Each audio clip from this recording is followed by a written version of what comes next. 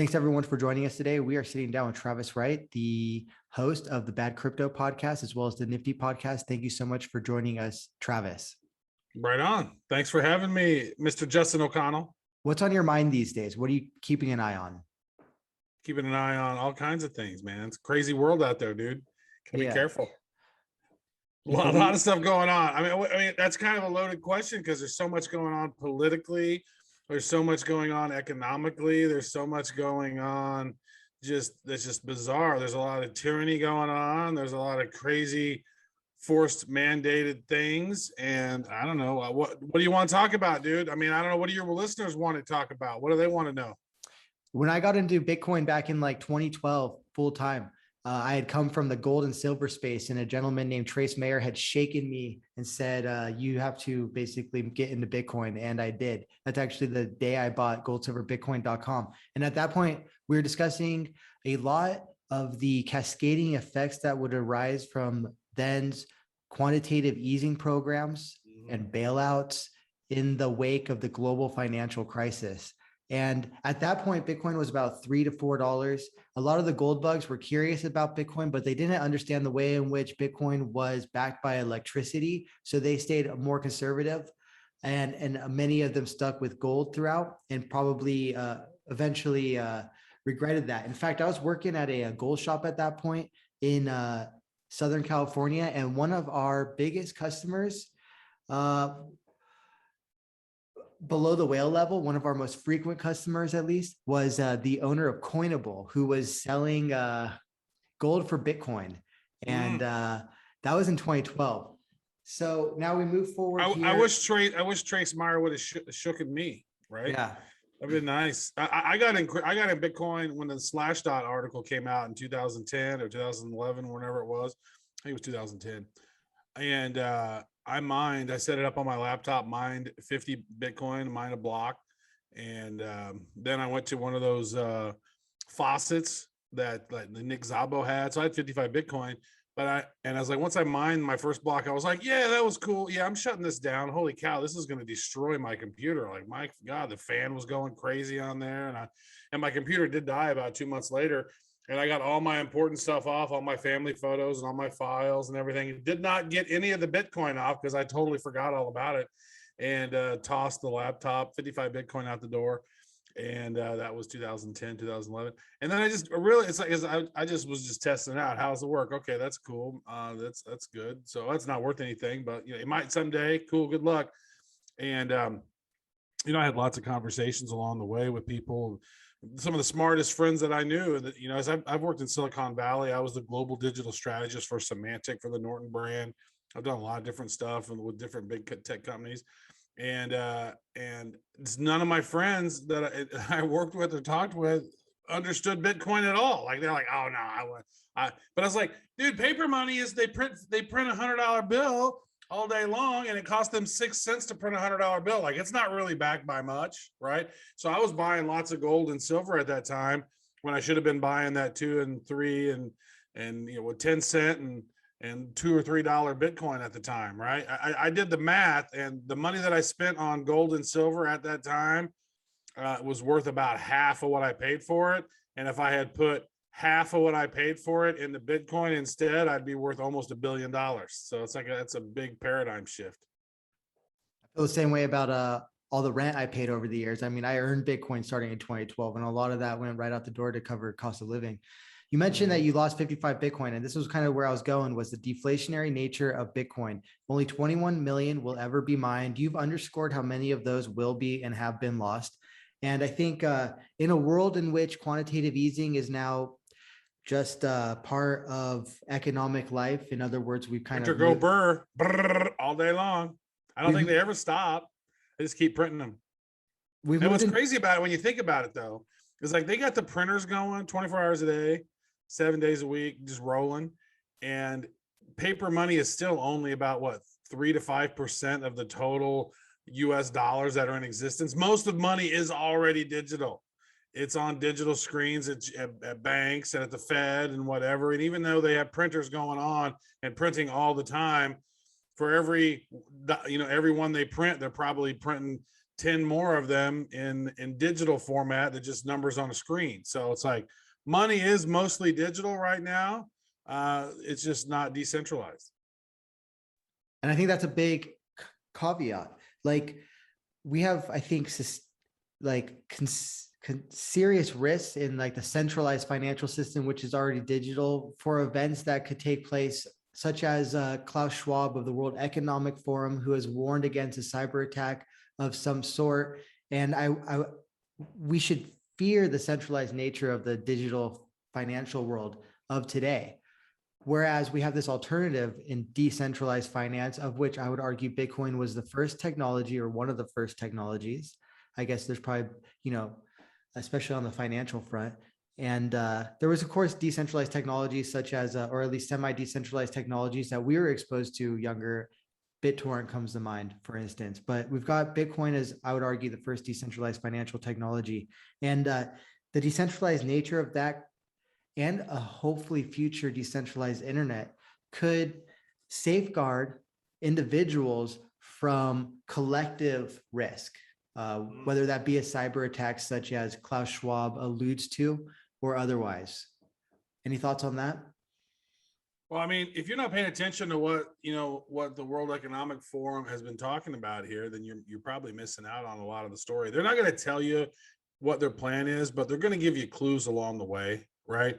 I mean, if you guys are familiar with Klaus Schwab, I mean, that dude looks like a Bond supervillain, doesn't he? He looks straight out of, like, I think it was a guy Blofeld or something. Blofeld he's bald and he's got these weird jackets and he's always stroking a white cat, kind of like Dr. Evil.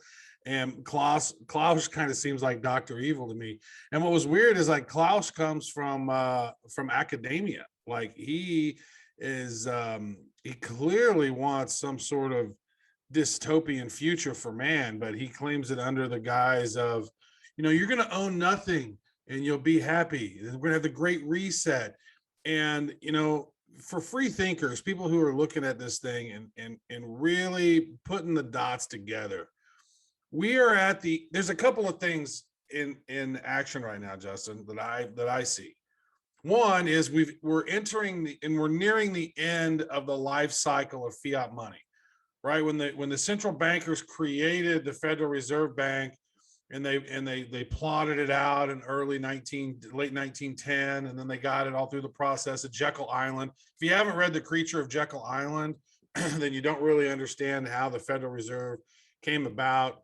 Central bank, where they're printing money out of thin air and they control that, right? Well, that's been a thing that's been going on for a couple hundred years, even before that, right? In the late 1700s with Mayer M. Shell Rothschild, and how Rothschild basically was a goldsmith in France and was working with the King of France, and he embezzled about $2 to $3 million worth of money that was to go pay the troops of the King of France, and instead set up 5 banks all across Europe.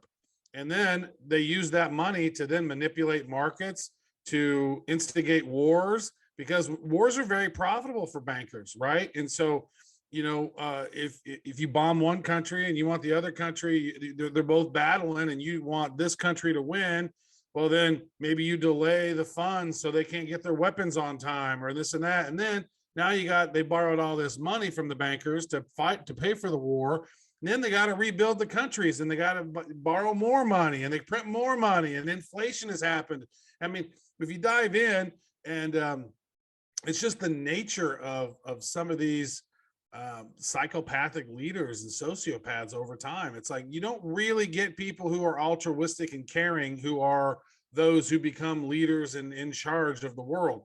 And, every fiat paper money is built to have tons of inflation. And that means that the buying power of your money decreases over time. And we've had the dollar since 1913. And now whatever a dollar was worth then is worth about 2 cents of that now. Like, we don't have much buying power left of our dollar. And then there's how many trillions of dollars in debt are we? So the end of life cycle for paper money is near. I think part of this whole pandemic deal has been to crash small businesses around the world, make more people reliant on the government teat, and then they're going to start ushering in their central bank digital currencies that's going to reset things in a whole new way. Now, there's another flip side to this as well, which I don't even know that I've necessarily covered this on any of my shows, but I read a great book called Lifespan by Dr. David Sinclair. And Lifespan talks about how, you know, people in Harvard and some of these scientists around the world have basically figured out the end of aging, right? They've figured out the mitochondria, how to keep them in cells, the mitochondria power the cells, how to keep all of those living longer. And he says that, you know, within 10 years or so, a lot of these things are going to be completely done, and humans should easily live to be 150, 175. There's going to be outliers that are 200 years old, and just the slowing of, and it sounds crazy and far-fetched, but it's not. You know, people have learned that resveratrol really helps the mitochondria in your cells. And then, you know, Sinclair talked about NMN, not M&Ms. Those are different. Those are not healthy, but NMN is some nucleode, something. Do research on that. Anything I'm talking about, do your own research on it. You know, just pretend that I'm lying to you about everything and then just go out and research it on your own. That's really what you should do anytime anybody tells you anything. And then he also uses some metformin. He uses vitamin D3 and K2, and then he has a little bit of aspirin every day. But he talks about why and what's happened. So now imagine this. Do you think the global elite want us useless eaters to live to be 150 to 200 years old? They don't want that. And now is the time, if they were to eliminate folks, now would be a pretty good time to do it, because there's going to be a big, great reset when it comes to the financial and the economic system. And now they've found an end to aging. Well, you know, and I don't know if you guys know about this, but there's this interesting monument in Georgia, Elgin, Georgia, or something like that. It's called the Georgia Guidestones. The Georgia Guidestones. I've been there. I've seen them. It's weird. There's these 4 marble slabs, and on each side is like 10 commandments, but it's like the New Age 10 commandments. And the number 1 commandment is have population under 500 million people. And you're like, wow, that means like 15 out of every 16 people are going to need to die for that number. And nobody really understands like why the Georgia Guidestones are there. The RC Christian, the guy who paid for them, was a pseudonym, and like who was behind this. And I don't know, there's just some crazy conspiracy stuff that goes on in the world, and you know, you got to dive in a little bit of it. And some of the stuff's uncomfortable, and you're going, what are they really planning? And in 2011, I read this document by the Rockefeller Foundation called Lockstep, and you can still find a PDF of that online. Lockstep is essentially the exact script that's going on right now with COVID and the pandemic. Like if you've read it, you'll see that they plan this shit. Like this is exactly, it's like they're reading the script, and it's like, and then there's another document called SPARS, SPARS 2025 to 2028 by John Hopkins. And that's essentially the media talking points for what was going to happen with this pandemic. And I think they probably weren't planning on doing this thing yet. It sounds like they were originally planning to do it in the mid-20s. And they just did it a little bit earlier, I guess, because they didn't like who certain politicians were around the world, and they needed to have some excuses to get rid of some of them or something. I don't know. A lot of crazy shit going on in the world though right now, especially if you're paying attention. I wonder how much of this is like Lockstep, for instance, a plan, and how much of it is just a game theory model that was experimented with. So for instance, they've got certain actions that they want to initiate, and they can game theory out with what the reactions will be, and then consider what their action to that would then be. For instance, I'm under the impression that there's even documents anticipating that during, you know, this, what some call a pandemic, those who are at a lower level reality, but those at a higher level reality are calling a great lockdown, such as the IMF.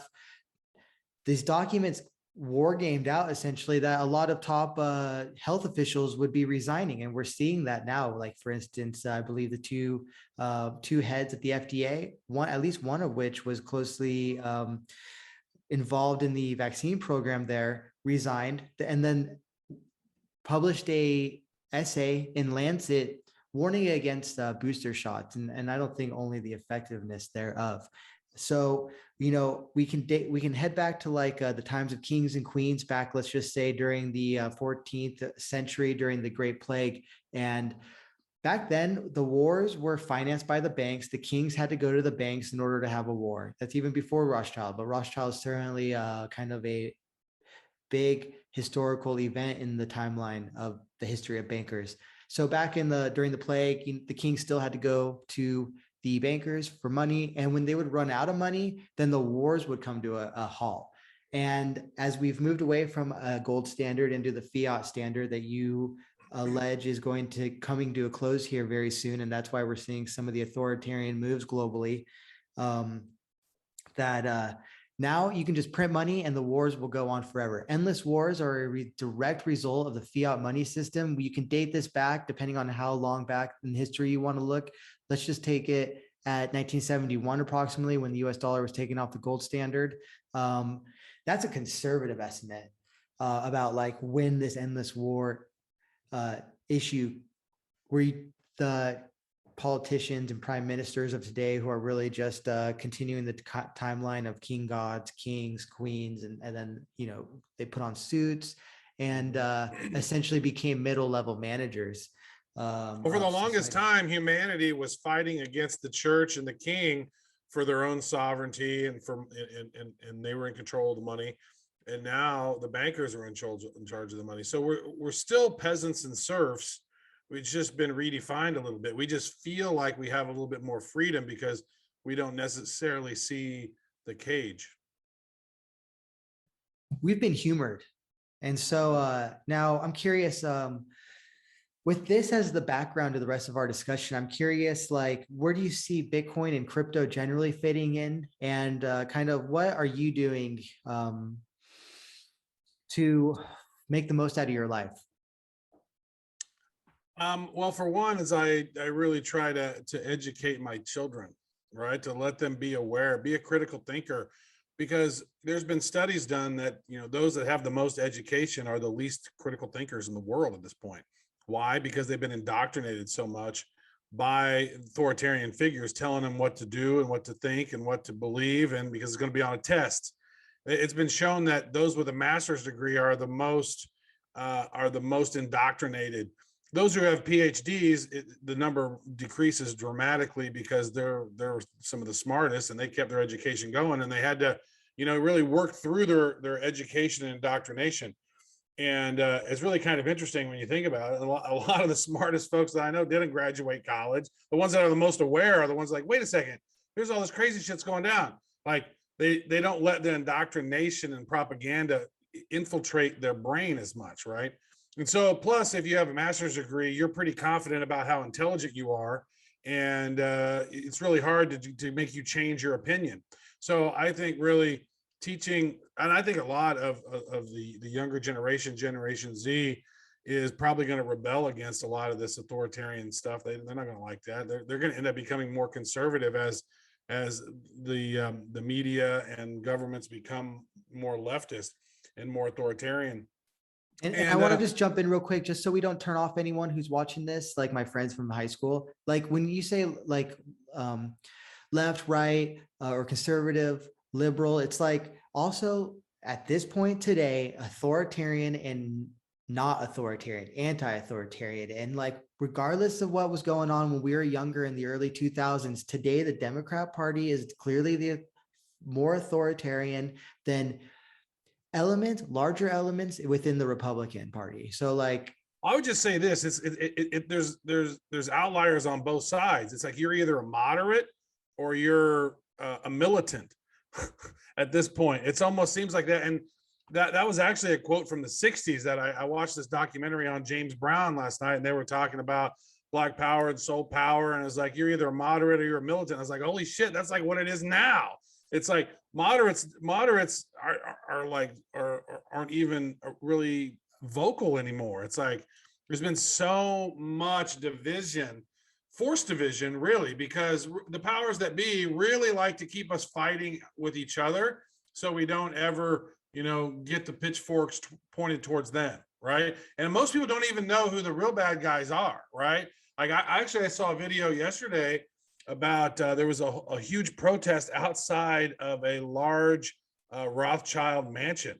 I was like, wow, people are starting to figure out who are pulling the strings, right? The Rockefellers and the richest folks in the early 1900s, late 1800s and 1900s, their families, like it's generational. It's like if you want to talk about privilege, if you've had wealth early on, generational wealth, like they keep sending you to the same schools, you're still going to the same fraternities. Some of the fraternities are a little darker and a little deeper, but you're still, and then, oh, now you graduated Yale. So now you're going to the CIA, or you're going to the FBI, or you're going to this hedge fund, or you're going to this. So it's like the children of the elite always get placed in big powers, and they end up becoming the next generation of power mongers.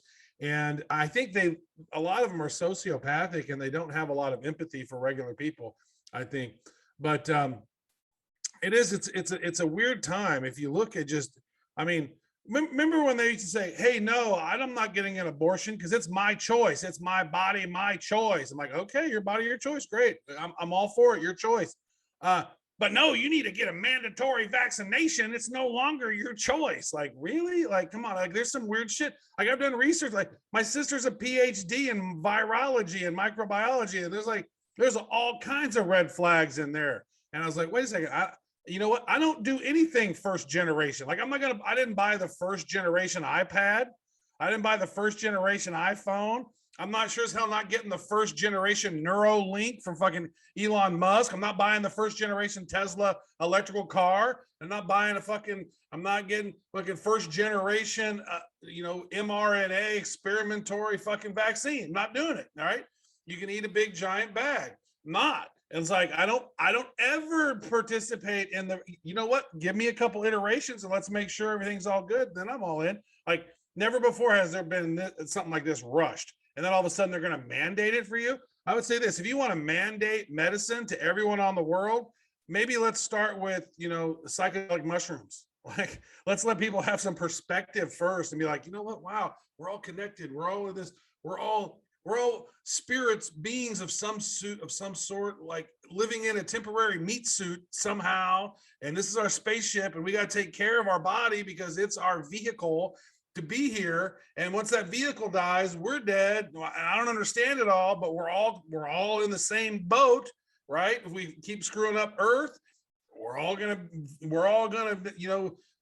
enjoy the fruits of our screwing it up, right? And so let's be good to one another. Let's be good to the planet. Let's have sound money that's actually legit. Let's not have these corporations that control everything. Let's eliminate all these bullshit lobbyists. Let's eliminate all these evil politicians that are running things. Let's take it back to a point where maybe it's like a jury system where you kind of get nominated to be a senator for a couple of years. And then you're like, all right, it's my duty. Because what happens is, man, people go in and get into these positions of power. And these are typically people who crave power. They crave money and power. And these people aren't altruistic. They're not caring people most of the time. But we've been bamboozled to think that a lot of these people are great because the media is carrying their water and telling us all how great they are and all the great stuff they do. And when they don't like somebody for 24 hours a day, they're going to tell you how shitty they are and how much we hate them and they're horrible. And oh my God, Trump just farted. He's the worst person ever. Like, it's just unbelievable how, if you pay attention, like how the media gives Biden a pass because they love him because he's a Democrat and they're all working together, and how they didn't like Trump. Regardless if you like Trump or not, you can see how the media handles and how reporters handle regimes differently when they like you or when they don't like you. So that's one of the biggest problems right now for me, is that we need to get back to a fairness doctrine where, I think that was one of the worst things Reagan did, was get rid of the fairness doctrine, which meant, media companies, if they were news sites, they had to present both sides of the issues, the liberal version and the conservative, and they would have experts come on and dispute and talk about things and have civil discourse. Now, if you disagree with somebody, all of a sudden you're a supremacist, racist, you're a bigot, horrible person. They're just going to call you every name possible. And like white privilege, like, Dude, my parents grew up, my parents are still broke ass. Like they're poor. Like I had to fight. I went to the military and I'm like, I had to learn and I knew I had to hustle and I knew that my job wasn't going to be enough because I needed to have a side hustle. And like, you got it. The world is open for you if you're willing to work for it. Right. And I think that that's part of the good part of the way we're in the world. But when you start getting people in charge that are just all about power and control, they're not going to ever give up power and control. They're only going to keep adding to it. And let me ask you this, Justin, have you read the book, The Perfect Police State? It's about the Chinese and the Uyghur population in Western China. No. So they've essentially built the biggest Panopticon ever. Panopticon is a prison that you can't really see, right? You're not able to see the guards. And basically what they've done, the Uyghur population are Muslim, and they have basically captured most of the men, and they have put them into re-education camps is what they're calling, but they're basically concentration work camps. And when they keep fighting and then they're dead, they no longer live. The women have their husbands taken away. Then they get assigned a government husband from China, right? And every house has to have at least one government camera in there that's recording and watching them at all times, because their kids are going to school, they're being indoctrinated with the Chinese, CCP party. Then they're coming home and they don't want the mom, trying to, take away the propaganda or the indoctrination. So there's cameras there to make sure. And then they tell the kids, if your parents are telling you other things than what we're telling you, you need to let us know. And then that parent will disappear, right? And there's millions of cameras all around in real time. They're watching people travel wherever they're going. It is the most comprehensive web of authoritarian dystopia that you've ever seen. And it's their test run. And it's like, Google's been working with China. They've been doing all kinds of stuff. Like the Chinese credit score and the Uyghur population, the Panopticon that's going over there, they have built the perfect police state. This perfect police state it looks to me, based on what I'm seeing happening in Australia, they're beginning to roll that shit out in Australia. Oh, you can't leave your house. If you're away from your house within 15 minutes from your house, then they're going to text you. And if you don't answer back, they're going to come arrest you. Like you can't be with like 5 minutes away from your house or something stupid. All right. So they are using this scenario that worldwide COVID scenario. It was interesting whenever that was released from the lab that was created there in Wuhan, that they shut down Wuhan to all of China, but they left the international airport open so they could fly all over the world. That was awesome. And then remember the beginning of COVID when people were just falling over, dying? You'd see videos of people walking down the street and they'd be like, and they'd fall over and die. Like, have you ever seen that happen to anyone? That was just fear porn to get everybody to start locking everybody down. Then a few people did get COVID, and what'd they do? In some of the big cities, they put those people with COVID in nursing homes, where some of the most vulnerable people. I was like, that's the most diabolical shit ever. Why? So they could ramp up their numbers, so they could be like, oh, look, all these people are dying. Well, yeah, they're grandma and grandpa that already have some medical issues, and here you are putting sick people in there with them. Like there was videos in Michigan where some of the COVID patients were going in and living in the same room as these elderly and just beating the shit out of them. Like that stuff never made it on the mainstream news. Like, are you serious? Like, and then grandpa died and now you can't go to the funeral because COVID. Like, wow, they used this disaster in this coronavirus to usher in the beginnings of tyranny. And then it's only going to be 2 weeks. You're going to be locked down for 2 weeks. Nope. Oh, now you got to put on a mask. Okay, you can take off your mask. No, now you got to wear your mask again. And now we're locking down again. It's basically kill the businesses, and that way everybody is relying upon the government. And it's a crazy time. It's like, and I've known about a lot of this stuff for like 20 years. I knew that the Federal Reserve Bank was not federal before 9/11 happened, right? And so when 9/11 happened, I was watching this going, wow. And that just ushered in all kinds of tyranny with a 1,300-page Patriot bill that nobody had time to read. And then now look at airports all over the world, right? It's like so much security, a lot of money to be made. wherever there's money to be made by the people who are in charge of things, they want to make a lot of it, and they're going to do everything they can to ensure that. And here we are talking about gold and silver and Bitcoin, and I'm pretty sure gold's about the same price as it was back 10 years ago. It hasn't grown much in value, right? It should be, but the price of gold and silver are completely manipulated by what, COMEX or whatever it is, with all the paper gold. What is there, like 500 times more paper gold than there is actual gold, and there's like 250 times more silver than there paper silver than there is actual physical silver. So like the prices of these metals, like gold should be what, $200,000-$300,000 an ounce or something, if we were based on the way that inflation was, based on the amount of money that's been printed, based on how much a dollar was worth when an ounce of gold was worth $35, right? Like, what should gold actually be if we eliminate all the paper fake gold, right? And they want to do that with Bitcoin. They want to have paper Bitcoin that you can trade that you don't even actually own, but it's, derivatives and all this other stuff. So I just think paper money is a huge scam. It has been a huge scam. I think a lot of the population is completely uneducated about gold and silver, right? I don't know if you've seen this Mark Dice video where he's walking around saying, hey, I got a silver dollar here and I got a Snickers bar. Which one do you want? Oh, I'll take the Snickers bar. Like, really? You don't want to take this freaking ounce of silver? Like, people, if shit hit the fan and there was like an EMP, happen and all the electricity goes out and you hand somebody a 1963 dime that's got 90% silver in it, people are going to look at you like you're mental. Like, what is this? Like, dude, it's silver. I think silver, it's a dime.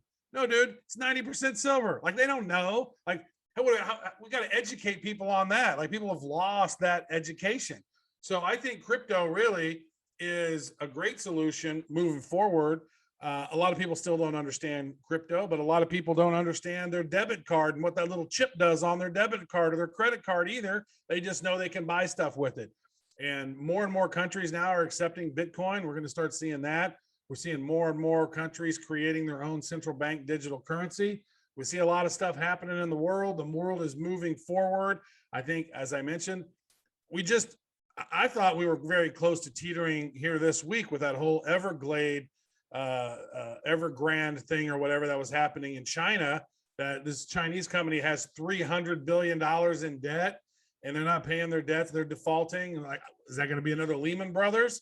Nope. They paid it off. Zero. You figure that would make the dollar a little bit stronger because China's weak. Nope. Had no impact. Why? Because we're printing money out of thin air in unprecedented numbers. And so hedge your bet. I'm not telling you what to do with your money, but I'm saying probably not a bad idea to have some Bitcoin. Probably not a bad idea to have a little gold, a little bit of silver, a little bit of Ethereum, and then find some of these other cryptos that you like that maybe have a chance to pop. Like, I love Bitcoin, I love Ethereum, but I'm also very strategic in what I do. And I look at some of these low cap coins that I thought have some value. And I found a couple of that have gone up 100x, right? And you make a nice investment and then you can move to Puerto Rico. And that's what I've done. It's like, I don't want to participate in an economy where people want to take that money and blow up people around the world and leave how many billions of dollars worth of tanks and shit to Al Qaeda and Taliban over there in Afghanistan. Are you serious? We got roads with shitloads of potholes in them all around America and bridges that are falling apart and all kinds of crazy shit. We spend so much time worrying about everybody else and trying to be the world's policeman and not taking care of our needs. And there's how many homeless people are running around LA and San Francisco and Oregon, and like come on, we've been the most prosperous country for the longest time, but we can't take care of our veterans, we can't take care of our homeless, but we're going to go ahead and open up the border and just let in a whole shitload more, and we don't even vet them. None of them are getting vaccinated. They don't have to. Like, it's just crazy what's going on in the world. It's almost like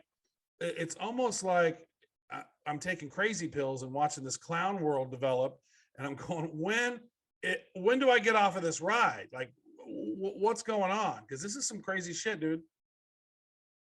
As a veteran, what are your thoughts on what transpired in Afghanistan?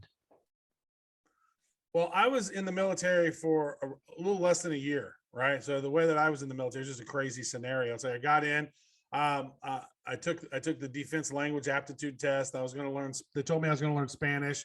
They put me in Arabic. They moved me over to Russian. Then I went through about 7, 8 months of Russian. And then they were like, wait, we got too many Russians. We need you to go learn Chinese. And I'm like, nope, I'm getting out of here. This is ridiculous. So, are you serious? I only got so much. And the only reason I wanted to go in the military in the first place is because I believed the indoctrination, the propaganda. Oh man, Gulf War, we need to protect America. Huh, we got to be great, right? Leaving all of that, like they talked about leaving Afghanistan for like 6 to 10 months. Like they should have had all that shit out of there long ago. They just left it there, and then they left all the people behind. They left all these dogs behind. Like that was just a big eyesore, and it's really good for the psyche of Afghanistan, because in Afghanistan's mind, in the 80s, 70s, and 80s, they took down Russia. Like they defeated Russia, and then Russia collapsed, and then here they are now. They've just defeated America and took billions of dollars worth of tanks and choppers, and I don't know how much weapons they've taken, right? Like that's the most unbelievable, egregious thing I've ever heard of. Then we got people like in the Pentagon calling up China and saying, oh, hey, Trump, if Trump decides to do some of this, we're going to let you know. Like, how is that shit not treason? Like it seems to me, with we're talking about military, is that a lot of the good guys have been forced into retirement.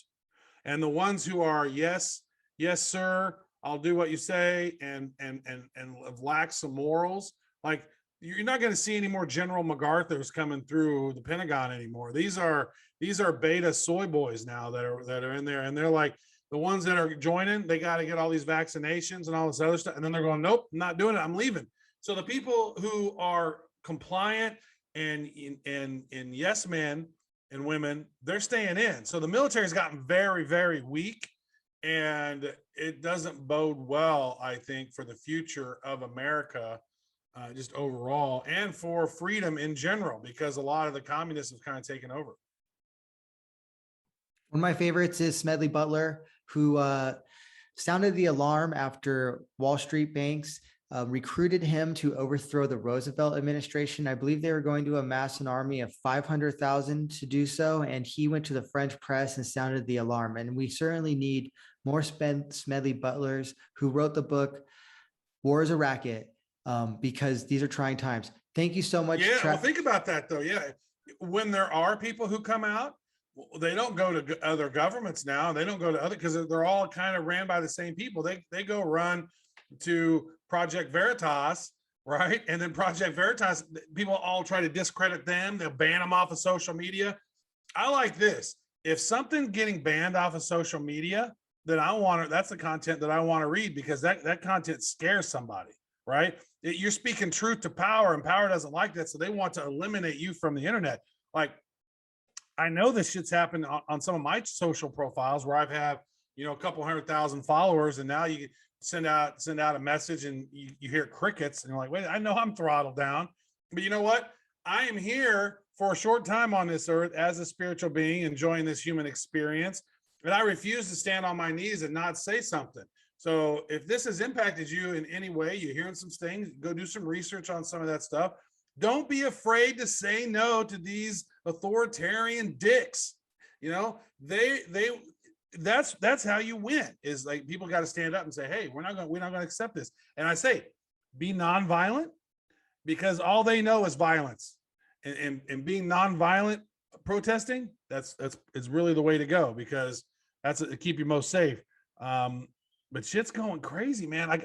I've normally been very good historically of predicting what's next. I've seen it. I can still do it with crypto, but it's just like there's so many unknowns right now that it is.